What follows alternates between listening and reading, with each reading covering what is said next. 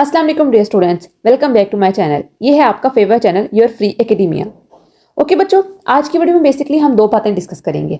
सबसे पहली बात तो ये कि आपने बायोलॉजी का पेपर जो है वो अटेम्प्ट कैसे करना है, और सेकेंडली बहुत इंपॉर्टेंट बात वो ये कि कौन कौन से क्वेश्चन हैं जिनको आपने बिल्कुल इग्नोर नहीं करता ड्यूरिंग योर प्रिपरेशन।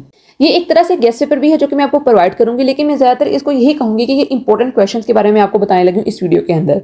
ठीक है, क्योंकि गेस्ट पेपर जो होता है वो इन क्लासेस का 12th का 11th का बनता नहीं है, क्योंकि इसके अंदर हर एक चीज इंपॉर्टेंट होती है। जो चीज शॉर्ट में नहीं कवर हो रही वो कोशिश करते हैं वो एमसीक्यूज में कर दें, और जो एमसीक्यूज में नहीं हो रही है वो कहते हैं कि लॉन्ग क्वेश्चन में कवर कर दें। तो इस तरह आपको हर एक चीज करनी पड़ती है। तो बेसिकली मैं बच्चों को यही एडवाइस करती हूँ कि आप लोग जो भी चीज करो उसको मुकम्मल तौर पर करो। मीन्स कि अगर आप लोग कोई चैप्टर कर रहे हो, आप लोग उसको लॉन्ग क्वेश्चन आंसर के लिए कर रहे हो, तो आप लोगों ने उसको इस तरह कवर करना है कि उसमें कोई भी पॉइंट, कोई भी क्वेश्चन जो है वो रहता ना हो, ताकि आप लोगों का कोई शॉर्ट आ जाए, एमसीक्यू आ जाए, आप उसके अंदर कोई डिफिकल्टी फेस ना करो।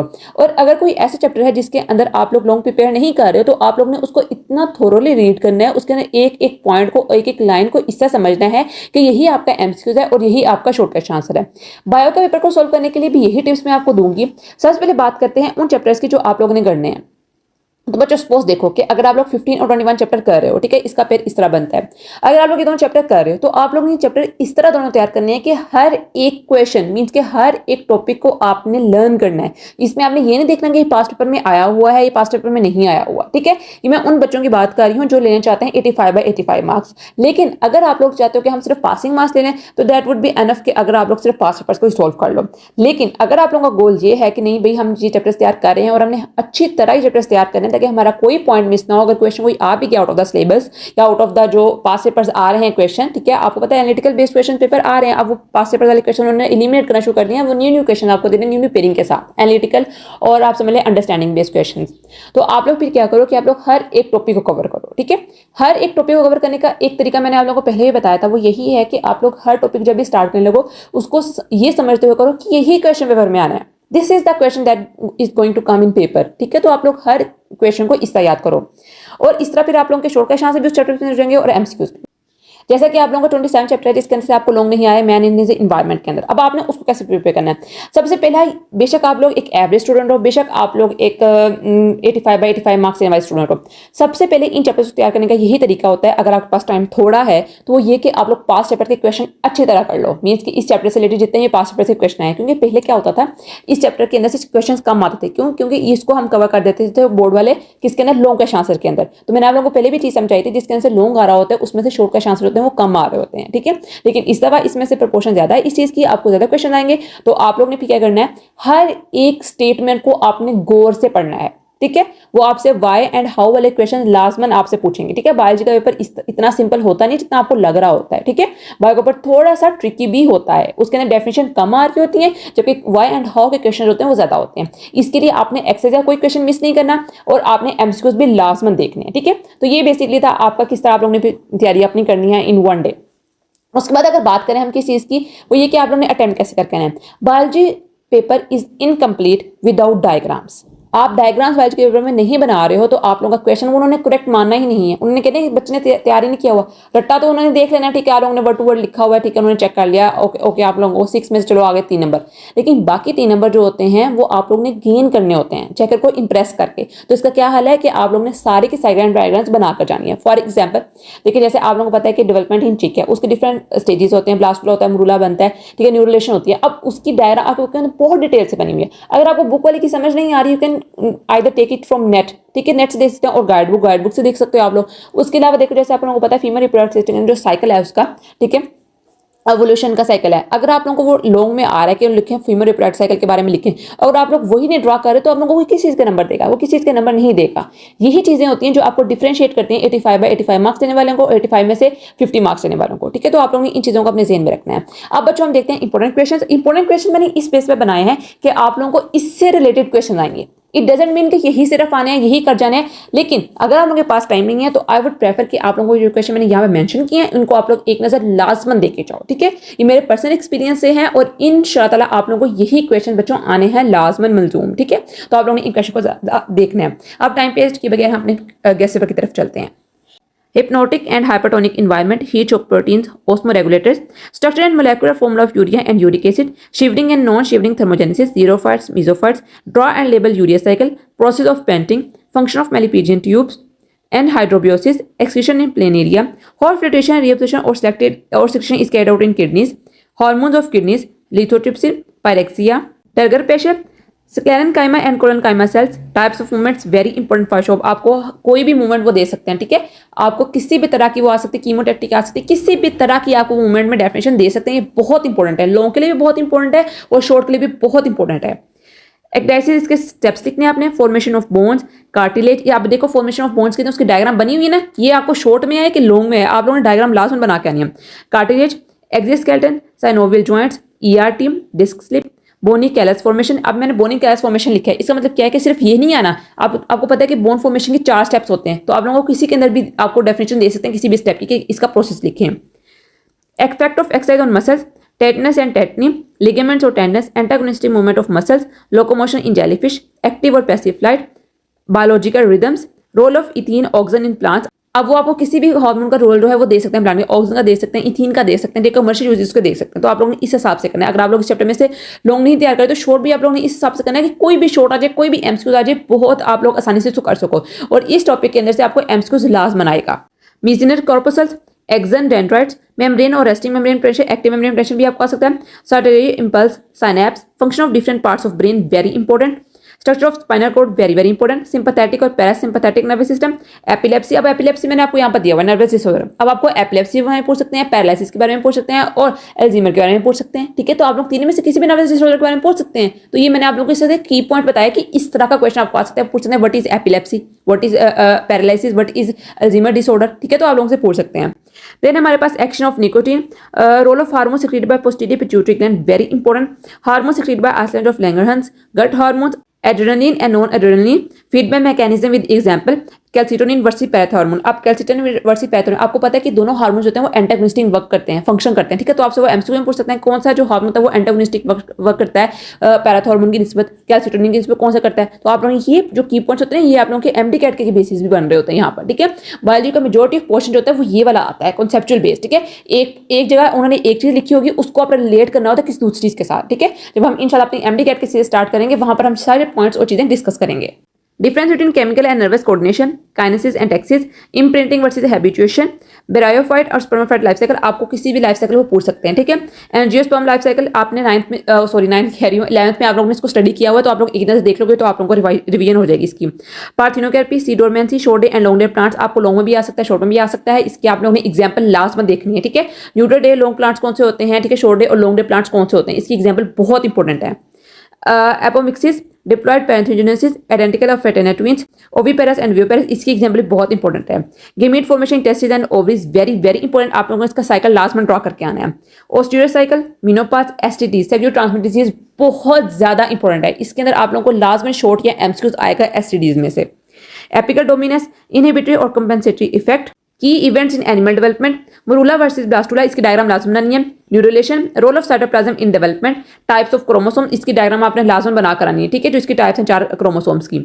Structure of all basis very very important बच्चों, आप किसी भी बेस का वो स्ट्रक्चर दे सकते हैं। फोटोडाइस्टर बॉन्ड के बारे में पूछ सकते हैं कि इसकी डायग्राम, इसको डायग्रामेटिकली स्ट्रक्चरली इसको ड्रॉ करें, ठीक है।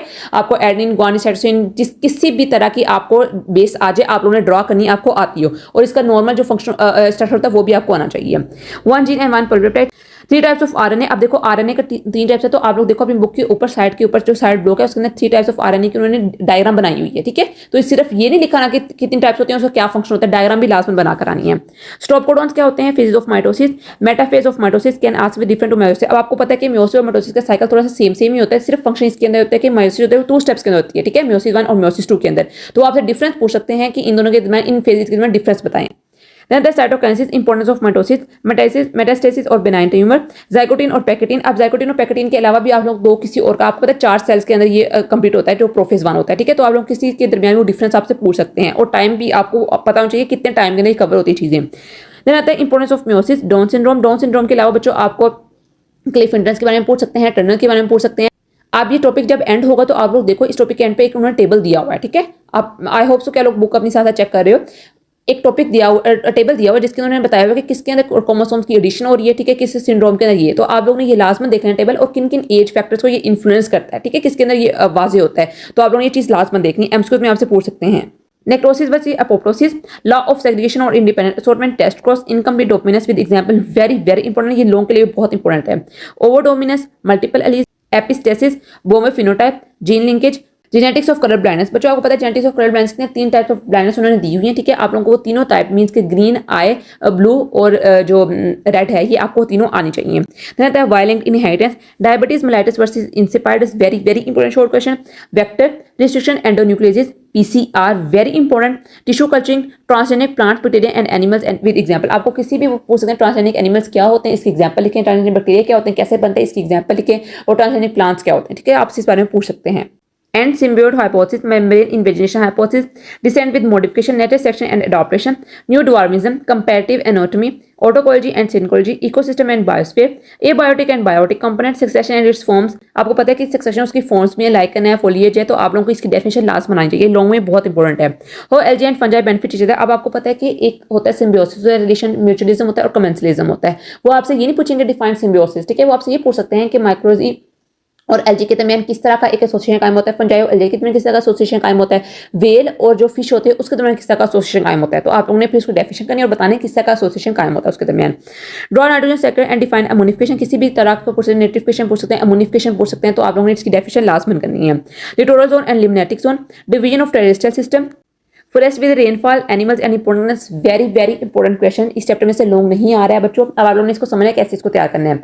आपको पता है different type of ecosystem mention है। अब डिफरेंट टाइप ऑफ इकोसिस्टम उन्होंने मेंशन किए हैं और ये बताया हुआ है कि इस इकोसिस्टम के अंदर किस तरह के एनिमल्स रहते हैं, किस तरह के प्लांट्स यहाँ पर उगते हैं, किस तरह की रेनफॉल होती है, ठीक है, किस किस एरिया के अंदर जो होता है वो काफी ज्यादा ये फेमस है। मीन्स जैसे डेजर्ट इकोसिस्टम पाकिस्तान के अंदर किस किस एरिया में, थल में है, थर में है, ठीक है, और टोलिस्तान डेजर्ट जो है बहुत इंपॉर्टेंट पाकिस्तान के डेजर्ट्स हैं। तो आपको पता होना चाहिए ये चीजें कहाँ कहाँ हैं। ये बेसिकली ये जो चैप्टर है, चैप्टर नंबर आपका फॉरेस्ट इकोसिस्टम वाला, ये चैप्टर जो होता है, इस चैप्टर के अंदर एमसीक्यूज बहुत बनते हैं, ठीक है, और इसके अंदर शॉर्ट जो आते हैं ना वो यही आते हैं कि कितनी मिलीमीटर रेनफॉल यहाँ पर हो रही है, ठीक है, इसके अंदर कौन कौन से एलिमेंट्स पाए जाते हैं। तो आप लोगों ने इस हिसाब से कैसे करना है, लंबा लंबा नहीं याद करने लग पड़ना, इसके अंदर छोटे छोटे पॉइंट्स आप लोगों ने पिक करने हैं, वो आपसे पूछेंगे इस चैप्टर में से, ठीक है। Rainfall in grassland ecosystem, animal life in desert ecosystem, nutrition deficiency disease, oil and rain affecting population pollution, air pollution and their sources, greenhouse effect, ozone depletion and their effects, causes, importance of forest, reason for world population explosion, very very important, इसके consequences भी आपसे पूछ सकते हैं।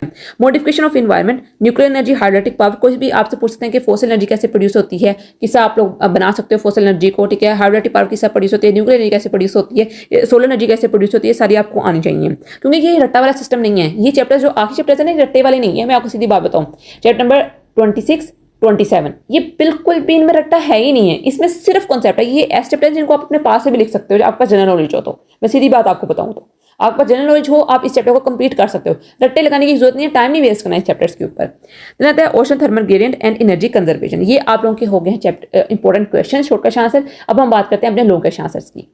अब बच्चों बात करते हैं आपके लॉन्ग क्वेश्चन आंसर्स की। Components of ecosystem, food chain और food web, succession, symbiosis, mutualism and commensalism. अब अक्सर क्या होता है, मैंने आपको कल के वीडियो में बताया था, वो ये कि बेसिकली ना पेपर किस तरह बनता है कि वो एक पार्ट के अंदर आपको लॉन्ग देते हैं और दूसरे पार्ट के अंदर ना वो एक शॉर्ट सा क्वेश्चन दे देते हैं।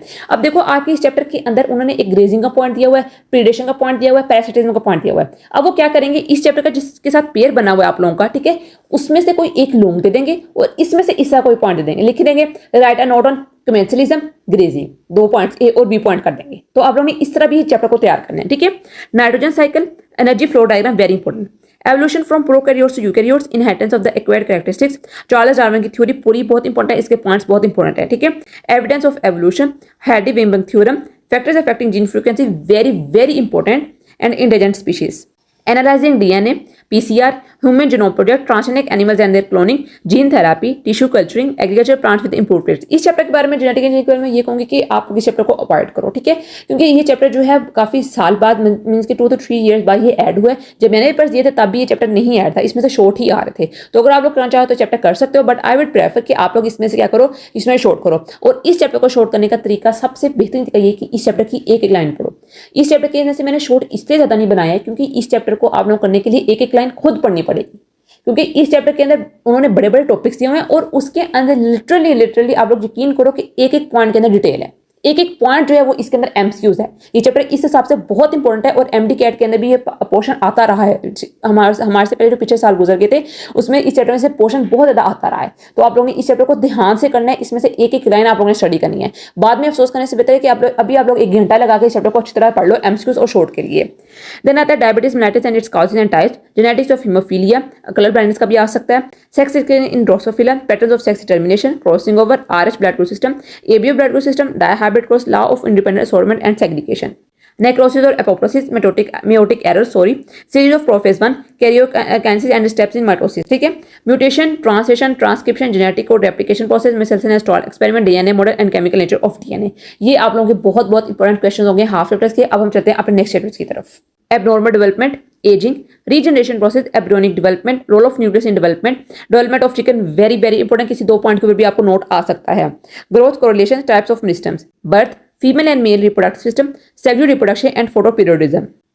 लर्निंग बिहेवियर किसी के ऊपर भी आपको नोट आ सकता है, इनेट के ऊपर आ सकता है, हैबिटेशन के ऊपर आ सकता है, इम्प्रिंटिंग के ऊपर आ सकता है, किसी भी लर्निंग के ऊपर आपको नोट आ सकता है, ठीक है। कंडीशनल के ऊपर भी आपको नोट आ सकता है। फीडबैक मैकेनिज्म, गोनैड्स, एड्रिनल्स, पैथाइड, thyroid, pituitary, nervous disorder, brain and spinal cord, synapse, nerve impulse, working on receptors, role of plant hormone.